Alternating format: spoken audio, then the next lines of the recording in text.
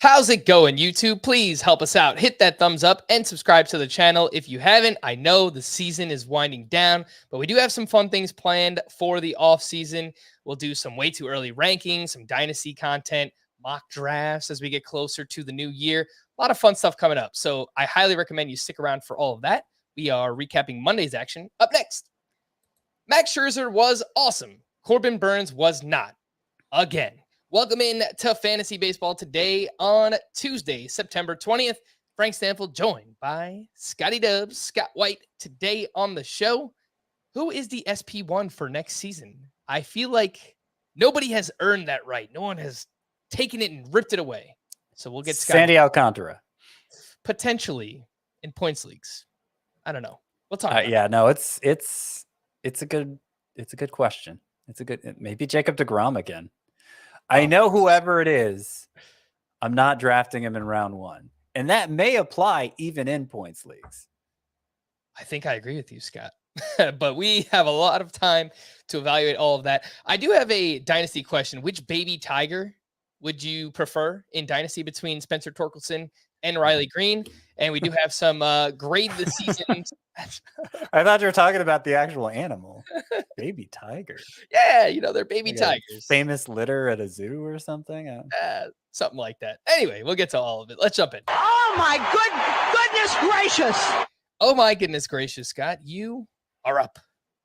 Okay, let's talk about Corbin Burnes because he let a bunch of people down again today here in crunch time.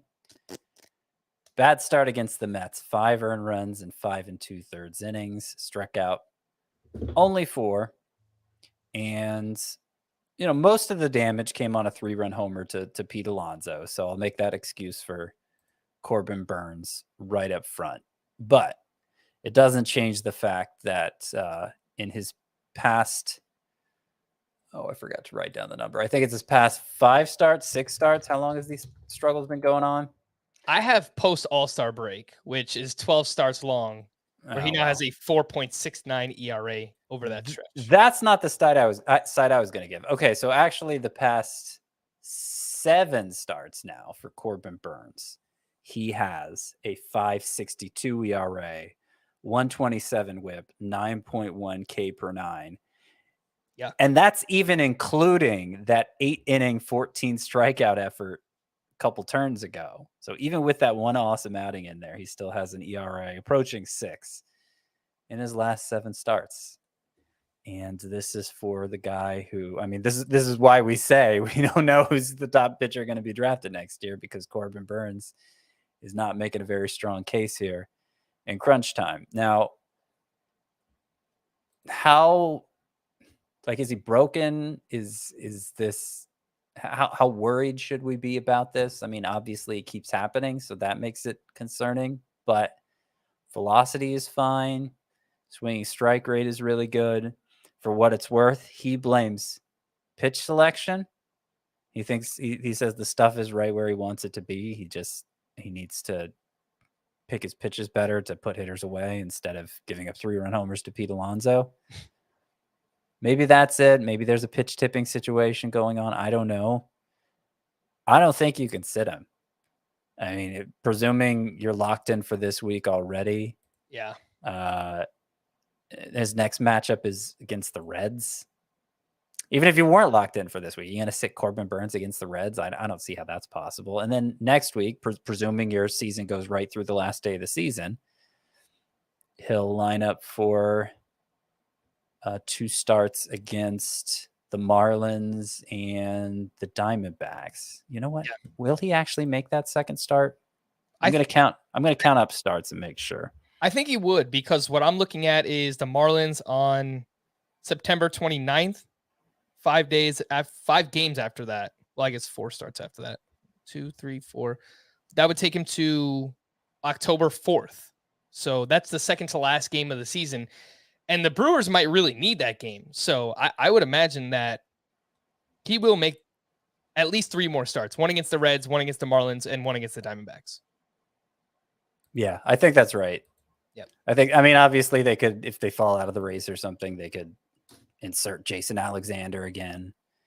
And he could they could just skip Burnes last turn. But presuming everything goes as lined up, Reds, Marlins, Diamondbacks as what he has for the remainder of the season. And since nothing seems that wrong other than the results itself, I think you go down with the ship and hope that he turns things around. He's inevitably going to turn things around. You just hope it happens with enough time to still help you. Mm-hmm. Brewers currently 2.5 games out of the final wild card spot. So mathematically, they could be eliminated by then, which you kind of alluded to, Scott. So there's a chance he doesn't make that last start. But we will see as we get closer to that one. Scott, do you watch your pitchers in fantasy when they are actually pitching? Sometimes. I feel like whenever I do it, it ends poorly. I don't. It's happened all season long. Obviously, we had the long running bit where I couldn't watch Charlie Morton anymore because every time I would watch him, he would get blown up, and it just kind of turned out he had a bad season. But I just feel like, man, in the biggest spots, I have Corbin Burnes in 2 head-to-head championship matchups right now. Watch the start, and he just absolutely gets crushed. It's so deflating, man. And then I come on here, and I gotta put on my smile and try and act like I'm not angry at the world because of Corbin Burnes. But you'd be a little angry. You don't have to be happy all the time, Frank. I know. You show people you're a person with multitudes. Yeah. I always got to control myself with the tweets because I always just as if it's going to Corbin Burnes is going to read it. He's not going to read it. Most likely not. But yeah, I gotta control myself there. You want to drop a bunch of F-bombs on Twitter? Are you are you just seething on the inside all the time, just trying to keep it bottled up? Because I don't know that that's healthy. Yeah. I think I might need a punching bag in my house or something like that because I get pretty angry watching these starts. I dug into the numbers too, Scott. The second half is what I looked at. 11 home runs has kind of been an issue. I noticed the home runs per 9, the home run to fly ball ratio is up a little bit for Corbin Burnes. It's just everything is kind of off around the margins. It's nothing that really stands out. The swinging strike rate is down 2.5 percentage points from 16.4% in the first half, 13.9% in the second half. The BABIP is up a little bit. The strand rate is down. I looked at the pitch mix. It's basically the same. I don't see anything concrete wrong. So it's just a little bit of everything seems to be off with Corbin Burnes, and that's how we get to this point. But I agree. I don't think you can not play him. I'm playing him, obviously, in my matchups. It's really, really frustrating right now. On the other side, Max Scherzer obviously makes his return here, and he was perfect in 6 innings, pulled after 6 perfect innings because, first start back, gets 68 pitches in there. So they're obviously playing it safe with Max Scherzer, but he does put up 9 strikeouts in this one, 15 swinging strikes on 68 pitches is just a fantastic ratio. Seemingly amped up in the start for Scherzer because the velocity was up across the board. Fastball up 1.1 miles per hour, slider up 1.5 miles per hour. The curve was up nearly 1 mile per hour as well. And now for the season, he is down to a 2.15 ERA, well over a strikeout per inning, 162 over 133 and 2/3. Control has been fantastic, 23 walks and 21 starts. Swinging strike rate is still there. And that kind of leads me to the question I started the show with. I think Max Scherzer probably has as good of a claim to being the SP1 drafted next year as anybody. Yeah. I think the only risk, Scott, is his age and the fact that he's been a little bit more prone to missing time the past couple of seasons. But what do you think about that? Max Scherzer, SP1. Well, I mean, if I'm going to critique him specifically as the number 1 SP drafted next year, I would say, well, if you're going to take an old guy, why not just take Justin Verlander? I know Scherzer has been a more reliable or I don't know if reliable is the right word, but he has a higher strikeout rate than Verlander. But as you point out, he's been less durable than Verlander, and that's over a few years now of him, not always being there when you want him there. So I think that alone would make me say, okay, probably Scherzer shouldn't be the number 1 starting pitcher drafted. But the thing is, it's not with clear enough reasoning that I really care. I would say he'll be one of many pitchers who are good enough to be the top pitcher drafted, which is another reason why I'm probably not going to be the one who takes the first starting pitcher drafted, because yeah, you can make a case for Scherzer, Verlander, Sandy Alcantara, Shane McClanahan. I'm sure Corbin Burnes will still be in that discussion. I'm sure Garrett Cole will still be in that discussion. And do I care that much which of those I get? No.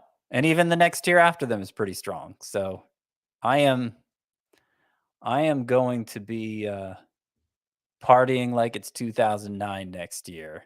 I'm just going back to my old drafting strategy in fantasy baseball that I had for the longest and then I executed most successfully, which is play the position tiers and wait as long as you can to fill starting pitcher. I think that's, going back to the classics. I think that's MLB's trying to go back to the classics with his rule changes, and I'm going to go back to the classics with my drafting strategy because I think the way the league is evolving justifies it again. You've heard of zero RB drafting in fantasy football? Scotty's bringing it back. Zero SP drafting in 2023. Yeah. I don't know. Like back in those days, like the late aughts, I might wait until like round 9 to draft my first starting pitcher. I don't know that I can take it that far. That's crazy. I'll have to.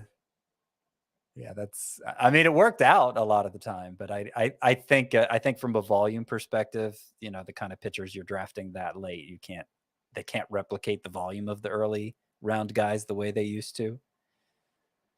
But it'll definitely be a 180 from, the past 3 years when I've emphasized starting pitcher a little more. Yeah, I believe it was Ron Chandler who coined the term Lima, which is like low investment mound ace. So might have to find ourselves a few of those heading into next season. Just on the Scherzer versus Verlander conversation, I think I trust the skills of Scherzer a little bit more, but you're right that I think it's probably just a pretty big tier for that SP1, and you just want to wait until whoever is being drafted last, or if you do a salary cap draft, whoever's thrown out first or going for the cheapest, you just kind of go for that player. But yeah, I think all of those names you mentioned, Scherzer, Burnes, Cole, Sandy, Shane McClanahan, Verlander, there's like a tier. I think Zach Wheeler probably has a claim in there somewhere. I'd put him in the next tier, but okay. I mean, sure, it was a Cy Young contender last year, so it's like there are pitchers beyond that top group of 6, I think it is, that we just named, that could certainly contend for the Cy Young. But I think their ultimate upside is a little lower. I think you've got it right, though, Scotty. That's the early lean for drafting next year is, just kind of wait and grab whichever pitcher falls the furthest of those top. I think it's going to wind up being like 10 or 12. Like Woodruff is in that mix too. I still think he's really good. Shane Bieber has bounced back in a major way. I don't know. We'll have a long time to figure it out, but yep. I did have Rodon. Yeah, Carlos Rodon is amazing. Dylan Cease, we haven't even mentioned him yet. There's a lot of really, really great pitchers. Spencer Strider. I think someone will try and make the case for it. I did have another, honorable mention for, oh my goodness gracious. I don't think this matters much, but obviously it was a great performance for Tyler Alexander, who took a no-hitter into the 7th inning at the Baltimore Orioles, where he wound up going at 7 shutout, 2 hits, 2 walks, 4 strikeouts. In that one, he did have just 5 swinging strikes, just a 22% CSW. That's called strikes plus whiffs. Not really sure how it happened. I didn't really see anything in the pitch mix. And even with this outing, he has a 4.91 ERA. His final 2 matchups are against the White Sox and the Twins. Does this matter, Scott? Tyler Alexander? No. I mean, 19 earned runs in his previous 4 starts. The odd 7 shutout effort, particularly since it's not like he was missing a bunch of bats or anything crazy like that. No, we can ignore Tyler Alexander. All right, let's jump into the waiver wire hitters. And man, we'll get to these names in a bit, Scott, but nice day for your sleeper hitters. Carlos Santana, awesome first day of the week. Michael Toglia. Also, yeah, he's made the whole week. I can't get the Carlos Santana pick wrong after he hits a grand slam and homers for a second time in the first game. And it was like the rest of the matchups are the ones I like for him more than what he faced in this one. Mm-hmm. We'll get to those in just a bit. I do want to mention first Eduardo Escobar, just because he's more highly rostered. So he's more of like a shallow league ad at this point in the season than anything else, but he went 2 for 3 with a walk and a double. And now in 22 games since returning, he is batting .360 with 6 home runs, putting the ball in the air, hitting it relatively hard, 17% barrel rate during that time. But Joey Meneses, Scott, I know it's a tough week of matchups. This first game is up against Kyle Wright. Just kind of keeps doing his thing. 4 for 4 here on Monday. Picks up his first steal of the season. He's still batting .325. He's got an OPS over 900. Who would you prefer if you just need a corner infielder the rest of the way? Eduardo Escobar or Joey Meneses? I think I'd prefer Escobar. We talked about how the Nationals matchups for the final week of the season aren't great either. And matchups aren't everything. But if we're saying matchups don't matter for Joey Meneses, then we're basically saying he's a stud. Right. And that's still a little hard to accept. And I've been as open-minded about Joey Meneses as I think anybody. Prior to this 4-hit game, he had gone 1 for 13. Still, he's batting .315 in September, .320 overall. He's been really good, and every time you think he might begin slowing down, he has a game like this. So I'm just wanted to pull up the Mets matchups to see if they were as bad as the Nationals for the final week of the season. They're not great. I guess, obviously if you're not looking to fill third base specifically, since Meneses can't do that, I guess between him and Escobar, I would take Meneses. But it's with some hesitation, clearly. Okay, would you take Escobar over Gunnar Henderson or Vinny Pasquantino, who we spoke about yesterday? No, not a chance. All right, so if we're just ranking those, it's Gunnar, it's Vinny P, then, Escobar, Meneses is kind of a toss-up. Depending on slight edge to Meneses. Cool. Some deeper corner infielders, the ones I just mentioned, Carlos Santana, 2 for 5, double dong, grand slam. He now has multiple homers 3 times in his last 8 games and up to 19 home runs total. Still widely available. Obviously, these are, again, more so deeper corner infielders. He's 16% rostered. Michael Toglia, I know he made the cut as a sleeper hitter as well. And it's his final week, a full week of Coors Field. And it was a game of firsts for him. He had 2 triples. I believe they came in the same inning, something wild like that, which I heard them talking about on the broadcast. It was some kind of historical feat. It sounds pretty crazy. 2 triples in 1 inning. And they were his first 2 career triples. He also stole a base, which was his first steal of his career as well. He strikes out a lot, but Michael Toglia puts the ball in the air a lot, which obviously will play well in Coors Field. What do you think, Scott? Santana versus Toglia, rest of season, which is 2.5 weeks. So they were not in the same inning, the triples. They were in consecutive innings. Gotcha. So Toglia versus who did you say? Toglia versus Santana. Okay. Yeah, I mean, I don't know that I want to start Toglia outside of Coors Field. The strikeouts are a major concern, but obviously Coors Field is a magical place that can make up for those shortcomings, as we saw in his first game back there. But the reason why I doubt many people actually started him, despite my recommendation, is because of the 4-game road trip that he was just coming off of. Toglia went 0 for 14 with 8 strikeouts. His average exit velocity went from it was 92 miles per hour, which is really good, before that awful stretch of 4 games. And then it dropped to 88.2. So, which, so it tells you something about sample size, right? That his average exit velocity can change that much over a stretch of a few games. But yeah, I think once he leaves Colorado, we're not going to bother with Toglia the rest of this season. But I do think there's a chance he's somebody who impacts the ball hard enough that he, particularly with the help of that extremely favorable home environment, he can overcome a high strikeout rate. I'm hopeful. Anyway, I'm not saying he's going to be a stud, but that he can remain a useful fantasy option. And if you just need a corner infielder or a utility bat or an outfielder in a daily lineup league for the rest of this week, man, Michael Toglia, again, he's got 6 more games in Coors Field. He is 2% rostered on Yahoo. So I know That's where many of the daily lineup leagues are played, and did have his splits pulled up. In 7 home games, he is batting .296 with an OPS over 1,000. In 10 road games, he's hitting .171 with a .559 OPS. That is Michael Toglia, and I'm pretty sure you could have guessed that just based on being a young Rockies hitter. Do you have the need for speed?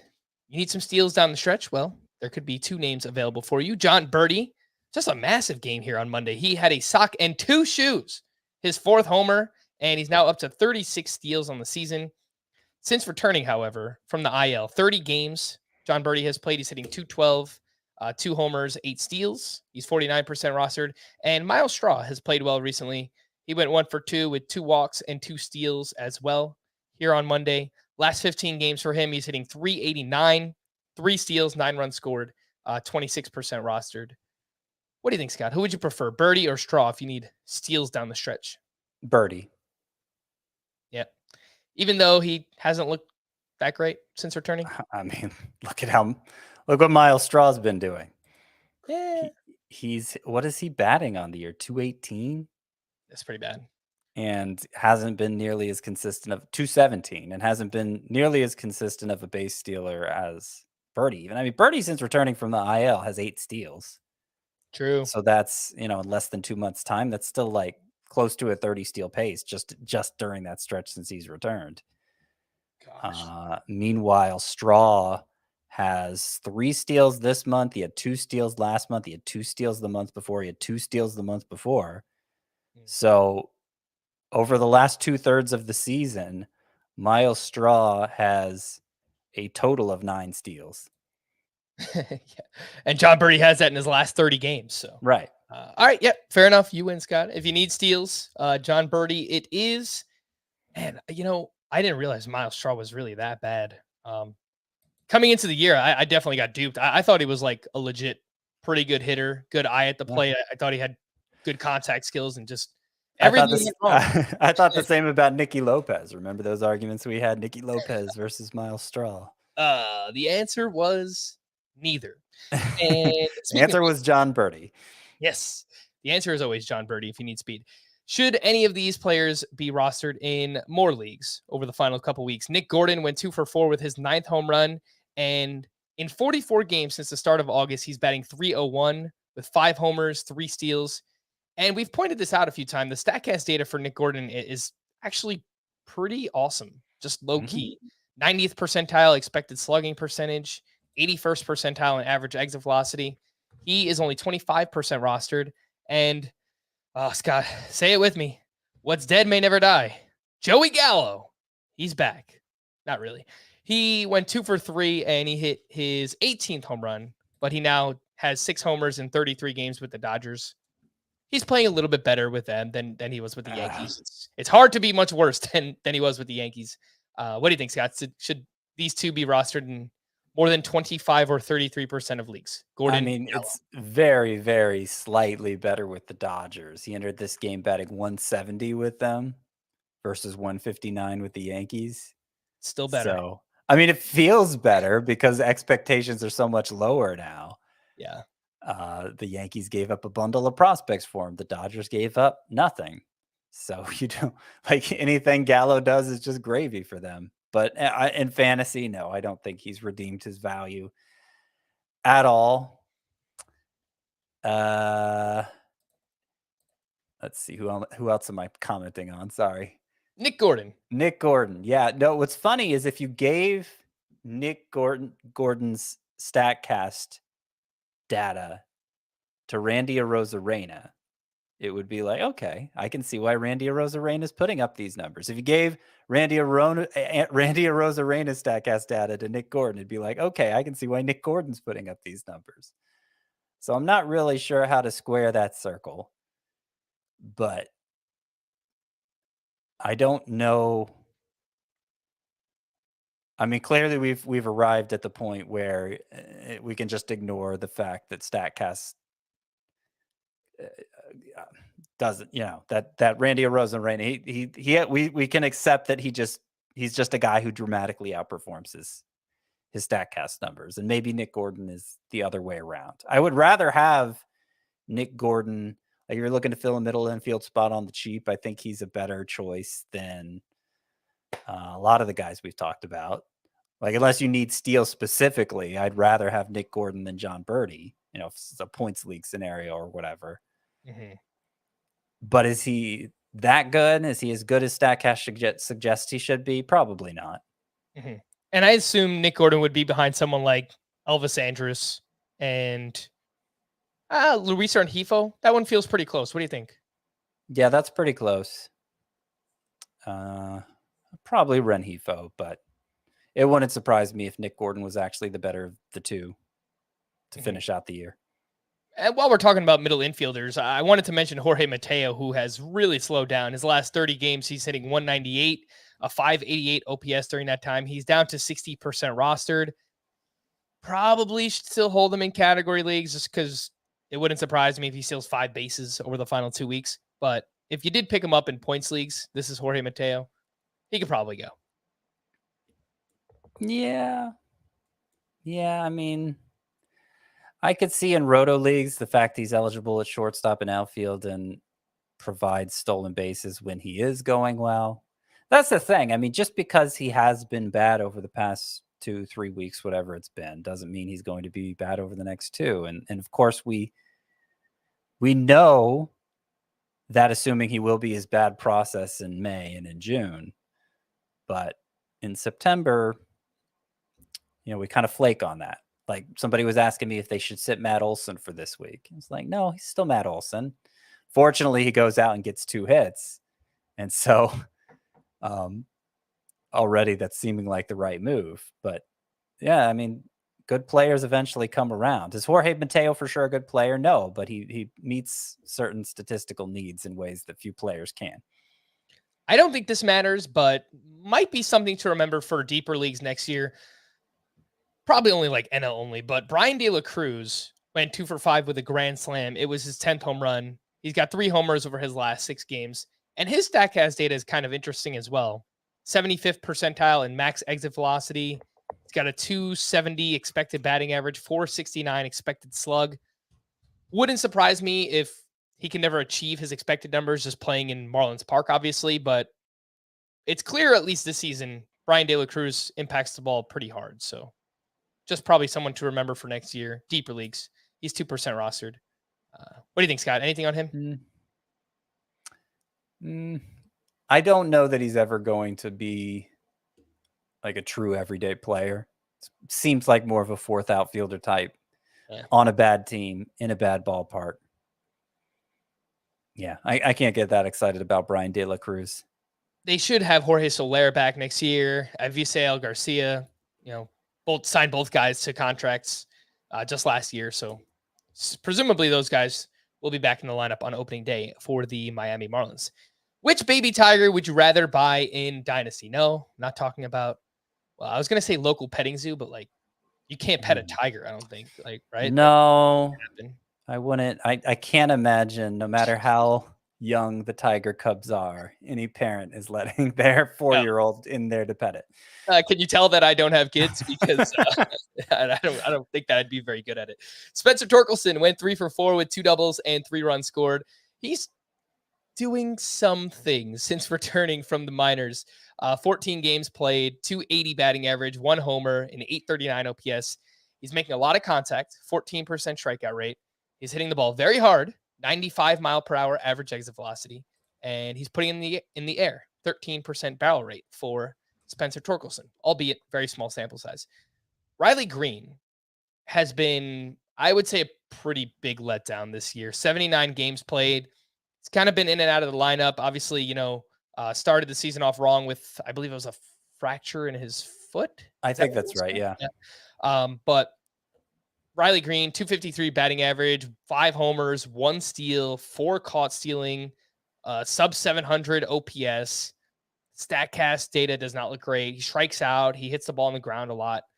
But, Scott, look, these are still, they're obviously not as highly regarded as they were entering the season, but they had huge prospect pedigree.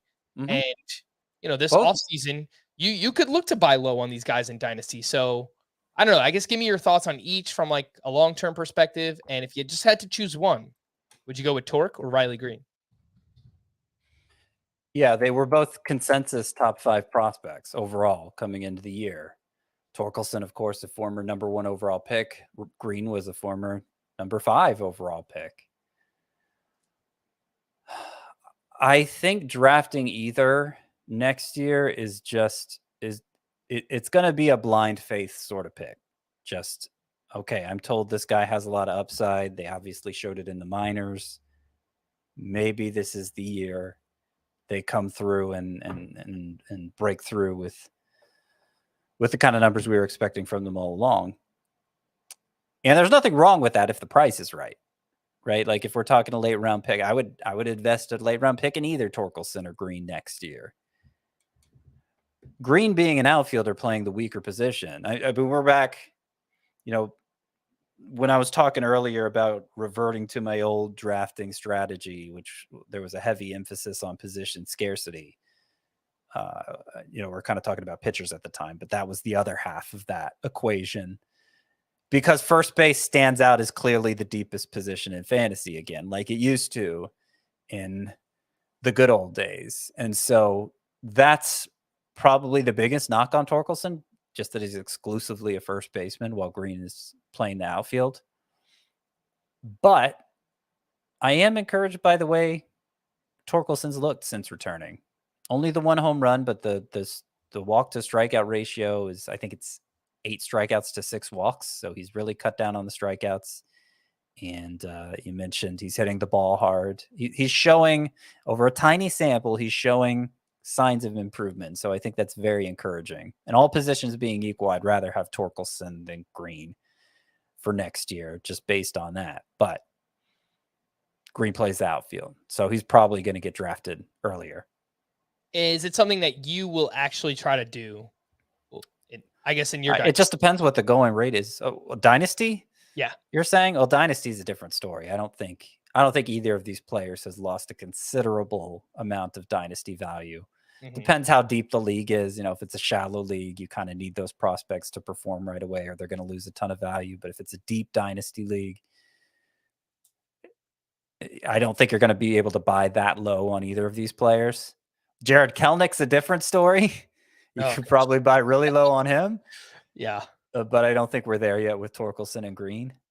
So that'd be a different story. But if we're talking just a redraft context, if either of them is, like I said, either one of them is available in the late round still, and it's hard to judge at this point whether they will be, then I'll be happy to take that chance on the upside. Sure.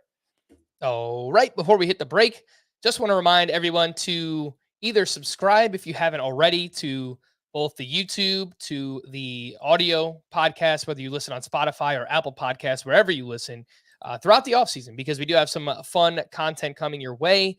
Way too early rankings. We have lots of prospects and dynasty conversations coming your way. Hot stove will heat up likely around December, January, a lot more things happening around then. May or may not have something fun planned for the Arizona Fall League this year, but as the details come out about that, we will reveal them to you. So if you haven't subscribed, please do subscribe YouTube, follow us wherever you listen to podcasts. But if you already subscribe, don't leave because, again, we're going to have some fun stuff planned for you. Let's take a break and we'll hit the news and notes here on Fantasy Baseball Today. The news and notes. Julio Rodriguez was out of the lineup Monday, but is unlikely to require a stint on the IL. He is currently dealing with some lower back tightness. Tony Gonsolin threw a 2-inning bullpen session on Monday, with the team noting an increase in velocity. He's been out since August with a strained right forearm, and even if he could make his way back, it sounds like it would just be as a reliever. He doesn't have enough time to build back up. Carlos Rodon's next start was moved to Friday against the Diamondbacks due to a blister and a cracked nail on his left hand. The good news is that he avoids Coors Field. The bad news is that he's no longer a 2-star pitcher. So I think I probably would still rather have the 2 starts, but get healthy. We'll see you again on Friday. Carlos Rodon. Tyler Anderson will be reinstated from the paternity list to start Game 2 of Tuesday's doubleheader against the Arizona Diamondbacks. Luis Severino will return and start Wednesday against the Pirates. He built up to 57 pitches in his last rehab outing. Scott, would you start Severino if you have him in a daily lineup league on Wednesday against the Pirates? So he threw 57, you said, in the last rehab outing. Yeah, maybe he gets up to like 70, 75. The matchup is so good against the Pirates that I might risk it. It's risky. I mean, we don't really know how he's going to look until he gets out there. Mhm. And sometimes pitchers are just a little off, even really good pitchers, when they return from the IL from long absence like that. But the Pirates being such a weak matchup, and the fact Severino actually did have something of a rehab assignment, unlike John Gray, let's say. Yeah, I'd lean yes on that. Severino, 84% rostered on CBS, 72% rostered on Yahoo. If you do have any type of start limit, I wouldn't use one of those starts on Severino. But Yeah, if you're that's just fair. trying to pick up as much volume as you can, then I think it's okay against the Pirates. Chris Bryant took batting practice ahead of Monday's game with the Giants. He's been out since July 31st with plantar fasciitis. He's going to be an interesting one to try and rank next year because, man, the guy just cannot stay healthy, unfortunately. Freddie Peralta threw off a mound on Monday, the first time since hitting the IL a few weeks back with shoulder fatigue. Could be back before the end of the season with the Brewers. Trevor Rogers is dealing with a grade 1 lat strain and will be shut down for the remainder of the season, which we speculated on yesterday's podcast, but now it sounds like it is actually happening for sure. Sonny Gray left Monday's game after 2 innings due to right hamstring tightness. You know, Scott, as soon as we talk up Sonny Gray, he goes out and does something like this. Can't trust the guy. Well, yeah. I mean, we weren't counting on him getting injured. True. But yeah, it always felt like we were playing with fire. With that one, he was outperforming his ERA estimators and didn't have a particularly good swinging strike rate. Not even as good of a ground ball rate as in the past. But at some point, you just gotta hop aboard and see where it takes you. And unfortunately, it drove off the tracks this time. Sonny Gray.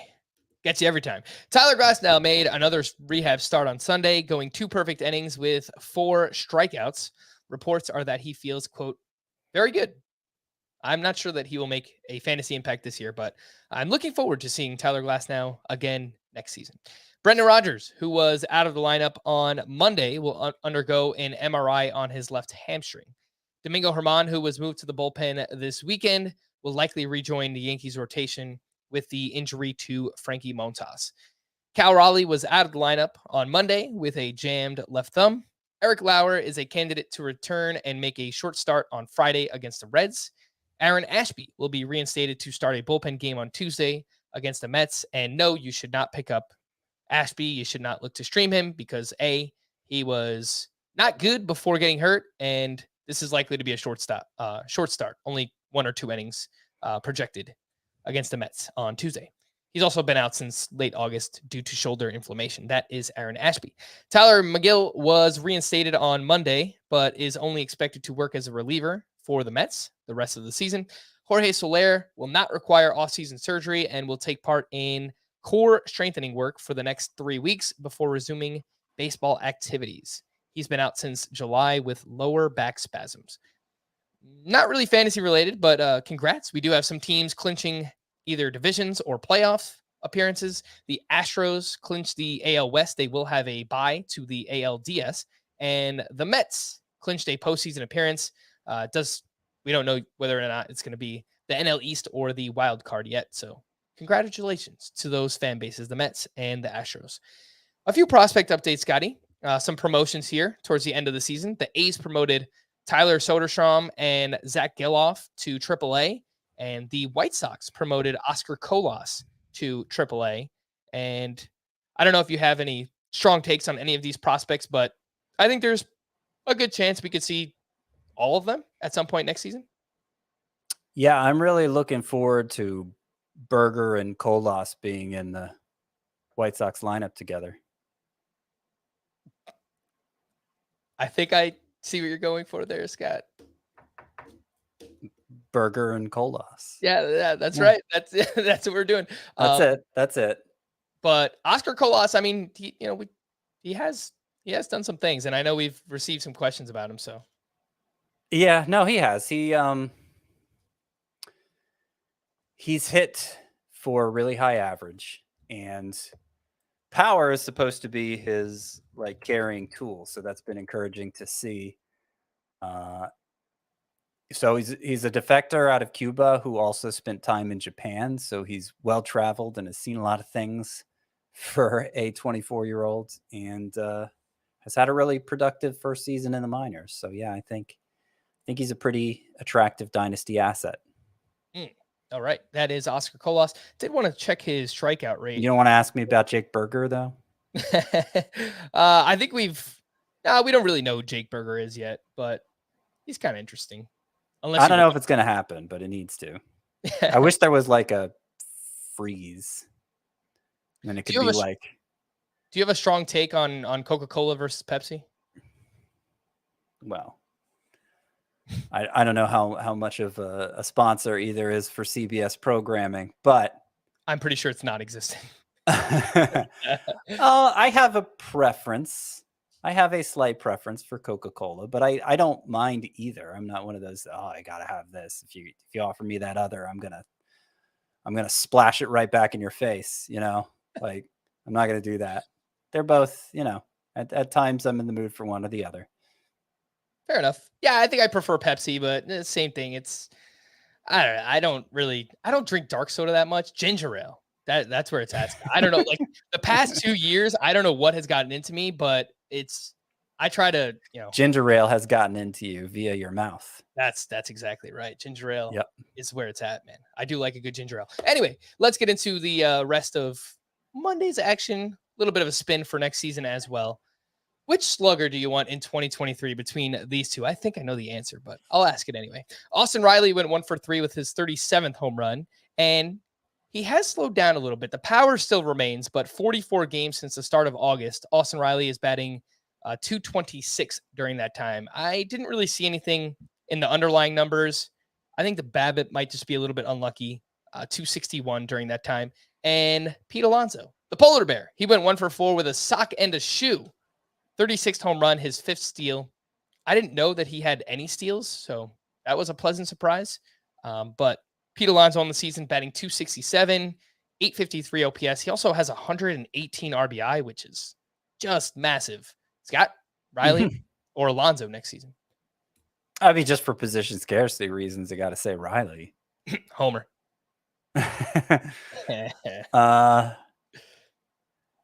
You know what's funny? I don't know if this is worth bringing up at all.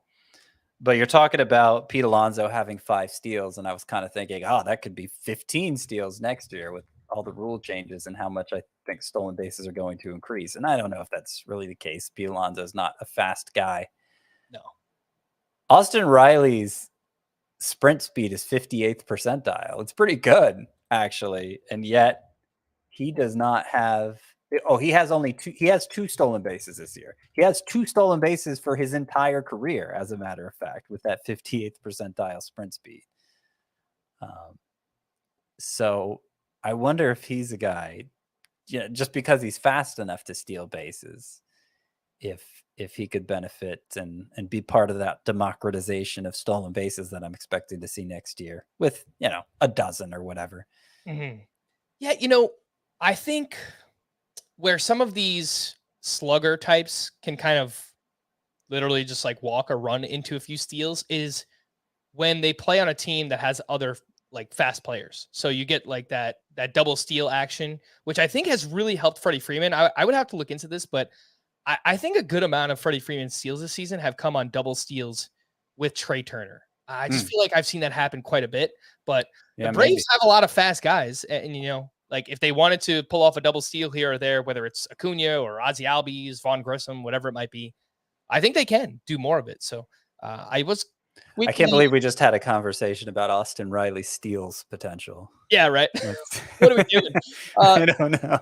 The Braves are 14. It's Tuesday, September 20th. Right? September content here. Yeah, we were just talking about Oakland's weather the other day, so we're trying to figure stuff to talk about. But the Braves are 14th in steals this season as a team. I think that could probably even go up a little bit. So, yeah, who knows? Austin Riley, handful of steals next year. Scott's taking him over Pete Alonso. Yeah, it's pretty close. Yeah. Let's grade the season, Scott. I have 3 names here. We've done a few of these recently. Ahmed Rosario. I mentioned him recently, and you just kind of, I know you're not an Ahmed Rosario guy, but pretty massive game. A sock and 2 shoes for him as well. The same day, 2 different players, him and John Birdie. It's pretty crazy stuff. And to be clear, the sock is the home run. The shoes are the stolen bases. Yeah. 11 home runs now for Ahmed Rosario and 16 steals. He also had a massive Saturday. They had a doubleheader. He went 8 for 13. He hit a home run. He stole a base over those 2 games as well. Yeah. But now batting 283, 11 homers, 16 steals, 79 runs, 67 RBI. He's kind of a 5 category contributor, Scott. Like, doesn't really stand out anywhere, but just kind of does a little bit in everything. And if this is right, CBS has him ranked as the 76th overall player in Roto this year. It's pretty massive stuff. That's I think maybe by virtue of staying healthy, I don't know. That seems I can think of a lot more players than that I'd want in Roto. He's not. Grade the season, Scott. Ahmed Rosario. Grade the season for Ahmed Rosario. I mean, relative to expectations, it's probably like a B+, A-, I would say. Yeah. Sounds about right. I'm gonna pull maybe he'll be a 40 steal guy next season, just because why not? His preseason ADP was 234.2. And he's a top 100 player. Technically. Yeah. I think I agree with you there. It's it's funny as hot as he's been, with the eight hits in the doubleheader and the sock and 2 shoes, he's still batting just 280 in September. Yeah, he was pretty cold before that, I noticed. Yeah, and I think the OBP is below 300 for the month. So, I don't want to overstate his value, but he's certainly in those deep in leagues like a standard Roto league that start a lot of hitters. He's certainly earned his lineup spot. Last point on the Guardians here. I'm sure I was someone who also crushed them when they traded Francisco Lindor. Just didn't think the package was all that great at the time, but I mean, look at what Ahmed Rosario and Andres Jimenez are doing this season, and man, it was a good trade for both sides. I mean, at least knowing how the Guardians want to operate their team. Do you know what Andres Jimenez WAR is this year?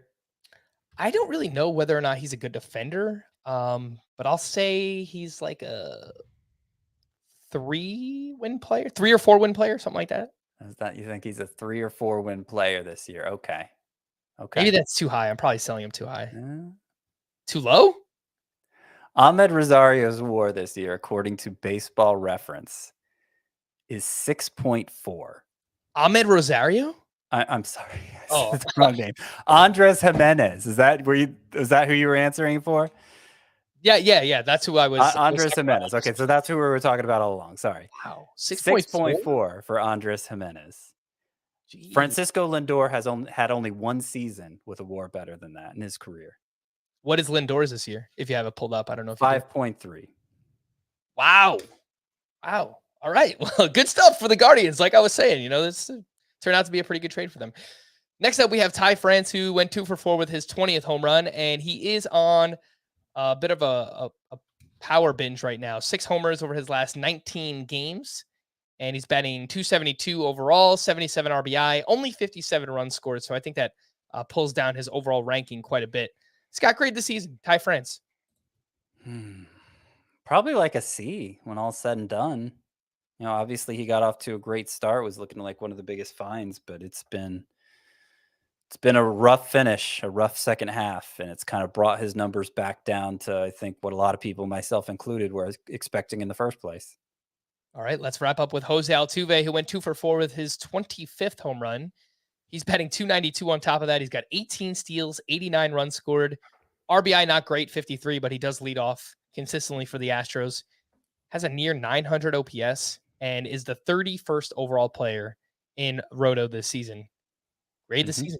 Jose Altuve. A+.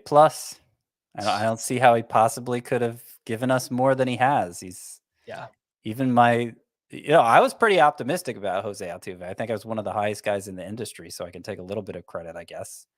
Obviously, can take my share of blame for certain players too, but Altuve was one I was right about, and yet not even I saw the return of the stolen bases for him. So yeah, that A+, and I think with Trey Turner losing second base eligibility and Ozzy Albies, we're going to be a little unsure about him going into next season because of all the time he lost to injury. I think Jose Altuve, unless I'm overlooking somebody, he's going to be the first second baseman drafted. Man, I think you're probably right. Does Mookie Betts really have second base eligibility this year? Presently does. I mean, I know he's not going to have it next season, but I want to double check how far away he is from that. Because I don't know how many times he's appeared at second base this year. 7 times. So yeah, he's not going to be able to carry that over to next season. But that doesn't mean he can't pick it up at some point next season. True. He says he likes playing second base. He says he prefers it to the outfield. Wow. Yeah, I wonder if he can maybe that's kind of part of the later half of his career situation. Mookie Betts back to second base. I know he played it in the minors coming up, right, Scott? Early on in his career too. Yeah, that's what he was in the minors prior to moving to the outfield. In fact, there was some uncertainty when he first got promoted to the Red Sox. They needed him in the outfield right away, but there was some uncertainty whether he'd stay there or move to the infield. Plus, moving to second base gets him closer to his buddy Freddie Freeman, who everybody loves. So that's it. That's who everybody loves. So alrighty. Jose Altuve, last point on him. I could be wrong about this, but I still don't think he's going to get the respect that he deserves in drafts. I know. I don't know what's been going on with it because I feel like it's been a few years now. Basically ever since the sign stealing scandal, the fantasy. I don't know that. I think at first I was blaming that. The first year coming off of that, he was sliding in the rankings. Alex Bregman was sliding in the rankings. I think people were holding it against them performance-wise even, but I don't think that's the reason anymore. I don't know why he's sliding. He's not getting the respect he deserves in fantasy. I mean, he used to be, and I'm not saying he deserves to be a first-round pick anymore, but in his prime, he was, consistent first-round pick. I think at this stage of his career, you could make a case for him in round 2, given how scarce second base is, especially. 3rd round, the latest, and I just don't think that will be the case. Again, could be wrong, but I think he probably winds up as like a 4th round pick, something like that for Altuve. I will have so much Jose Altuve if that's the case. We shall see. He does turn 33 in May next season, so some people might use that as a point against Jose Altuve. Let's wrap up with some pitching leftovers. We've got the good, the bad, and the ugly. Of course, we will start with the good. Logan Gilbert posted a career-high 11 strikeouts at the Angels. He went 6 innings, 1 run, 11 Ks, 21 swinging strikes on 98 pitches.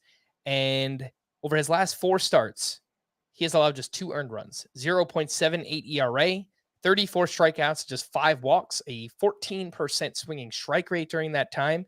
And he's really leaned into his slider. So just basically fastball slider. And it has worked for Logan Gilbert during that time. And what's funny about it is the slider's lost a couple miles per hour during that time too. So he's kind of changed the way he throws it in a way that's been more effective. I mean, you mentioned the last 4 starts, 9 strikeouts or more in 3 of those 4 starts. And for most of the season, his whiff rate, his strikeout rate was pretty underwhelming. So he's kind of taken the next step in his development here, I think, Logan Gilbert, and will be probably drafted as a top 30 pitcher next year, I would say. Something like that, yeah. Top 30, top 36, but in the SP3 conversation, I think is fair. A couple other good pitchers from Monday's action. Kyle Wright turned in a quality start against the Nationals. He went 6 innings, 2 runs, 7 strikeouts in that one. Clayton Kershaw, great once again against the Diamondbacks. He went 6 innings, 1 run, 10 strikeouts to 0 walks with 19 swinging strikes on 94 pitches. And then Luis Garcia was okay against Tampa Bay. 5 shutout with 4 strikeouts in that one. I kind of get this idea that Luis Garcia is always going to have more swinging strikes than the actual strikeouts or just the ratios say that he should have. But So kind of a Jordan Montgomery situation. yeah, something like that for Luis Garcia. Yeah, maybe. But anything you'd like to add on him, Kershaw, and Kyle Wright? It was a nice bounce back start from Wright. He had been a little shaky lately. But beyond that, Clayton Kershaw is looking amazing as usual. Guys, what's dead will never die, right? Yes. Clayton Kershaw. He hasn't confirmed if he's going to retire, right? Kershaw? I don't remember where that stands. I don't think we know. Yeah. I don't think there was some talk before he re-signed with the Dodgers that might happen, but I think there was I don't think there was much fire to that smoke. Yeah. Well, he's clearly still got it. That is Clayton Kershaw. The bad pitchers from Monday. Jose Suarez gave up 5 runs over 5 innings pitched. And Drew Rasmussen has now allowed 4 earned runs in each of his last 2 matchups. He went 6 innings, 4 runs allowed, 3 strikeouts against the Astros. Obviously, pretty tough matchup there. Edward Cabrera, lackluster performance, 5 innings, 3 runs, 4 strikeouts. He now has exactly 3 walks in 5 of his last 6 outings. So as much as I love the stuff, the whiffs, the ground balls, the walks are just too big of a problem right now. 4.57 walks per 9 for Edward Cabrera. And then Merrill Kelly, another mixed performance. I would say more bad than good. 4 runs allowed over 6 innings pitched, 7 strikeouts against the Dodgers. So you like to see the whiffs, but misses out on a quality start here. Gave up a lot of hard contact. It's got anything on Merrill Kelly, Edward Cabrera, Drew Rasmussen, and Jose Suarez. So I mentioned this after Merrill Kelly's last start, and this is 2 in a row against the Dodgers, so you got to cut him some slack for that. Yep. But just how much it seems like this September hitting environment, which has been very favorable for home runs, just how much it seems to be hurting Merrill Kelly, because he's basically been the exact same pitcher he's been the past couple years. Just the home run rate has been down, and that's why he's had so much success. So in his last 3, so let's do it this way. In his first 27 starts, Merrill Kelly allowed 10 home runs. In his past 3 starts, he's allowed 7 home runs.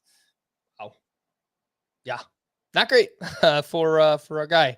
And yet he's still doing okay considering he's still going 6 innings consistently. And as I mentioned, awful matchups the last 2 starts. So I don't know that we need to dump him. But it's just, I find it interesting. We had the good, we had the bad. Lastly, we have the ugly, Scott. We'll give you credit for Carlos Santana, but we won't give you credit for Wade Miley, who turned back into Wade Miley against the Marlins. He gave up 7 runs over 3 innings pitched, 3 of those earned. There was a big error in the 3rd inning, which obviously caused the inning to go on longer, and then he gave up a grand slam to Brian De La Cruz. I don't think he's good. But his final 3 matchups are against the Pirates, the Reds, and the Reds again. So if you picked up Wade Miley, I might hold on to him. But what do you think? Well, I mean, obviously I lose faith after this start, but he's had a long, solid career of being, kind of a streamable type in fantasy. So I don't think, especially as good as he looked in his first 2 starts off the IL. I don't think it wasn't one of those reluctant recommendations that, okay, I have to come up with 10 sleeper pitchers, so I'll mention Wade Miley to fill out the list. I actually picked him up and started him in a couple leagues myself. But yeah, it obviously backfired. And velocity was down 1.6 on a couple of his pitches, so I don't know what that means. I would say even with favorable matchups, I'd be reluctant to use him just for that reason. The call to the bullpen. Let's wrap up. We got that. We got some streamers. Team Name Tuesday. But for the bullpen, not much going on here. The Braves, Kenley Jansen struck out 1 for his 35th save, which is the most in the National League. For the Giants, let's see what happened here. Camilo Doval pitched in the bottom of the 9th inning against the Rockies. And yeah, He wound up with the win, and then it was Sean Alexander. Once they took the lead in extra innings, he picked up his second save of the season. And let's see if the Dodgers got a save or not. No, they did not. They I saw that they won by 3 runs, and it's one of those classic, oh, you go to check it out. I hope Craig Kimbrell got me a save. He came in a 4-run game and gave up a run, which made it look like it was a save opportunity, but it wasn't. So I don't know. More not great outings from our guy, Craig Kimbrell. To stream or not to stream for Tuesday, Brian Bayo at the Reds, Nick Lodolo versus the Red Sox, Adrian Sampson at the Marlins, Austin Voth versus the Tigers, Patrick Sandoval at the Rangers, Aaron Savali at the White Sox, Dylan Bundy at the Royals, and Dre Jameson at the Dodgers. It's a long list of names. I will say, who did we talk about last time we did this? Okay, so Nick Lodolo against the Red Sox. That's an easy one. Yeah. Patrick Sandoval at Texas. I'm okay with that. I don't think it's a must. Probably not going to bother with any of the others. Yeah, I would say if Sandoval and Lodolo are already gone, which is possible, I think Adrian Sampson's probably my next favorite, but don't really love him either. On Wednesday, we have Adrian Hauser versus the Mets, Drew Smyly at the Marlins, Matt Manning at the Orioles, Jordan Lyles versus the Tigers, Rowanzi Contreras at the Yankees in a revenge game, Bailey Ober at the Royals, and Herman Marquez versus the Giants in Coors Field. Drew Smyly at the Marlins. I mean, they're still as good of a matchup as you'll find for a left-handed pitcher, despite what happened to Wade Miley. And not loving any of the others. If you're forcing me to pick one, I think I'm going to pick probably Bailey Ober at Kansas City. But that's, don't feel great about that one. Take the Ober. We're going with Bailey at Kansas City. Team Name Tuesday. This one is from Tom. O'Reilly Auto Parts. Yow! That was great. Got that yow at the end. That's always my favorite part. Yeah. From Dale, how much would a Waldachuk Grichuk? Oh my. How much? And they spelled wood as like Alex Wood. Well, that's how you spell the word, to be fair. But I guess, wood. Alex Wood. How much wood a Waldachuk Grichuk? All right. That's not bad. From Jeremy on Twitter, to honor both Ahmed and Eddie hitting home runs on Monday, Super Rosario Brothers. Sure. From Neil and his 4 roommates who said, apologies in advance. It was late at night and our internet went out. They sent us what looks like, 10 or 12 different team names here. Machado about nothing. Okay, sure. Everything Everywhere, Alonso Quants. That's strained. Sorry. Have you watched that movie, Scott? I haven't. I've heard good things. Yeah, I definitely intend to at some point. Yeah. You Spin Me Right Round. Okay, with you and right both in there. That's fine. Lourdes of the Springs. Is there a Lord of the Springs? Is that what is that referring to? I think it's just Lord of the Rings. Oh, okay. Yeah. Fun fact, I haven't seen a single Lord of the Rings movie in my life. Doesn't surprise me, but I haven't either. Oh, man. For anyone listening this late in the podcast, we're probably going to get some feedback for that. Maybe we can watch them together. Just block out 12 hours for that. Yeah, let's do a whole day watch along with your YouTube audience. 2000 Quan, A Space Mondesi. Okay. I like that. Not bad. Yeah.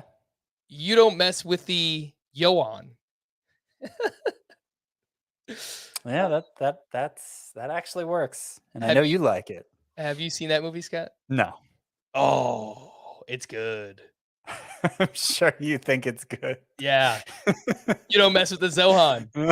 Disco, good. Bye Birdie. Okay. Harold and Kumar Go to Mountcastle. All right. Bayo Watch. Okay, sure. Why not? Rain McMahon.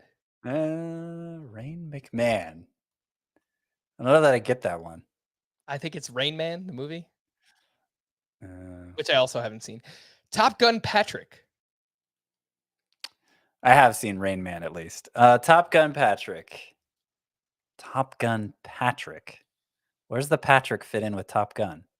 I think it's supposed to be Top Gun Maverick. Oh, right. Okay. And it's just any No, Patrick that's- Sandoval, like no. Patrick. Not Maverick. good. Not good. Deuce Biggio, male Lodolo.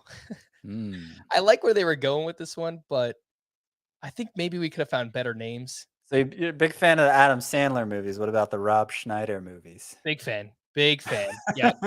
I watched Deuce Bigelow when I was too young to watch Deuce Bigelow, but that movie is hilarious. Hot Chick is also a movie I've watched way too many times in my life. Arise Alive, Drive Ober.